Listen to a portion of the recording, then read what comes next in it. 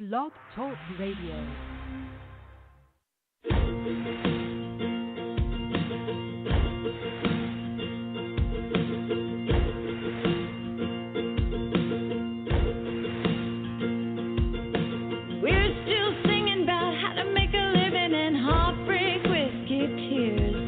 We're proud to be homegrown, kicking it back, road trucks and God and beer. Oh, hail, hail, we hail tradition, we jack it up, that's our addition. My bad, we didn't ask permission. You might not get it, but we hope you dig it.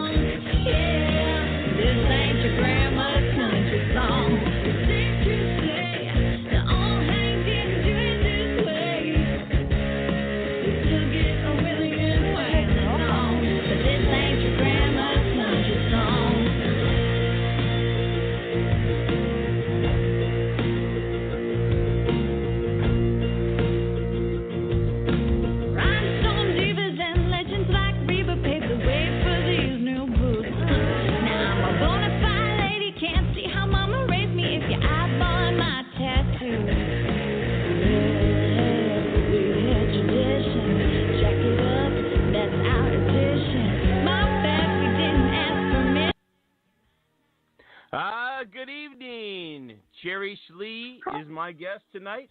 Cherish, are you there on the phone with me? Hi, my dear. How's it going? Super. I knew you were there and the tune was jamming, so I better shut that down so I could talk to you for a minute. We can get back to that. Oh, thanks for coming on. Totally fine. Thanks for coming on. I love that Thanks song. Thanks for having me. Oh, thank you, dear. The Who Magoo Hour is looking a little prettier tonight, so I really appreciate that. So, this is cool. I love the name of your show. Thanks. You know, a lot of people may not get that one. That's just a nickname. The Magoo comes back from high school, and a couple years ago I had to do a mad science. I went around and demonstrated science experiments to kids, and I had to come up with a name. And I love the Who, and I was talking to my sister, and I had to be Professor somebody, and I'm like, Who Magoo? And that's it. That's how Who Magoo came to be. I love it. Brother, Thank you. I appreciate that. Again, Cherish Lee is a fabulous guest tonight. Cherish, what a background. What a life. Tell us a little bit about yourself, your family, and everything about that. Oh, well, for those who are big into TV land, the show Dallas, Who Shot JR and all that, my mom played Lucy Ewing. Yes. And her name is Charlene Tilton, and she the show aired for 14 years, and she was on it for 11 of the 14, which is huge. What a crazy accomplishment. So, and the Who Shot JR, no television show has ever surpassed the numbers of that show, the amount of viewers. So, pretty incredible. And then my dad did the song Looking for Love in All the Wrong Places and Cherokee Fiddle, along with so many other great ones, but those two in particular for the movie Urban Cowboy. And the two of them back in the day were like the Brad Jelena. They were the hot number one couple for, they had a kind of a quick whirlwind marriage, but anyways, I came out of that, and there you have it. Well, then that was just a beautiful marriage there then. But yeah, I had to take a look back at Dallas. I do remember all that. I think that was like the last season when somebody Jr. shot, and then or the last show, and they had to wait till the next year and announce that. And yeah, that was big stuff back in the day. They had actually filmed different endings. So even the cast members didn't know who actually had shot him, and they had written different scenarios where each cast member had shot JR. So anyways, it was crazy. Great. And I love what you call your dad. What do you call him? Papa Bear or something like that? Papa Bear, yeah. Papa Bear, that's right. Doing just all the background and getting ready for the show. Yeah, nice. Now, let's talk about what you got going. Love that song, Ain't Your Grandma's Country Song, and you got that new Tequila Cowgirl coming out and your video. Tell us about your video. I was just watching that before the show. That is just cool. It's you rocking in the kitchen and doing all that fun stuff, huh? Thanks. Yeah. Well, the album itself it's a self-titled, or it's the title track off the album Tequila Cowgirl. And I was like, well, we have to do a video, and it was kind of crazy to film it because I felt like so much was trying to keep us from doing it the day that we shot at the farm there. But we had a good time. For the very first shot of the music video, the director, Kevin Deems, was like, okay, you're riding in this area and it's going to be gorgeous and all. It'll be a drone shot. And anyway, so I'm on the horse and he starts up the drone. And that horse was like, nope, and took off and just ran through the thicket. And there was no safe place to fall off, so I just kind of hunkered down, folding my head into the horse's neck, hoping that it wouldn't knock itself out because, the trees were thick and there were branches everywhere. And so we both got foot-cacked pretty good. But, and so the drone was somewhere up in the heavens and nobody was paying attention to the expensive piece of equipment. They were like, oh, gosh, is she going to be okay? So, but we... At that part, where's our star going with our horse, Yeah. So the horse's name was Radish. Good old Radish. Very nice, nice. Now, it's going to be an album, right? You got like 6-7 songs. It's not going to be an EP. That'll be released in January, and the single is out now. We'll be hearing that in a second. Yeah, the album itself is called Tequila Cowgirl, and I'm actually recording another song to go on the album. So that will make 8 songs total. And it wasn't quite an EP. It wasn't quite a technical full album, but I call it an album, so it's an album. I love albums. It's an odd number, but school. So there will be 8 songs released in January. Nice, dog. The ones that I got today, we have, again, Ain't Your Grandma's Country Song, Tequila Cowgirl, one called Scream, Ones We Leave Behind, Wyatt Song, and One Pillow Over is the ones that I have here that we'll be hearing tonight. And it's actually ones you leave behind. For some reason, it's like I have to actually look at. No, it's not your fault. There's some sort of technical something on the MP3 that I'm sending out where it's titled differently. So, but when you see it actually up there on Spotify and all that, it is the ones you leave behind. But yeah, it's a really cool story on how this album came to be. It's defying all of the odds of where the music business is right now. And the album is definitely, a window of the last couple years of my life.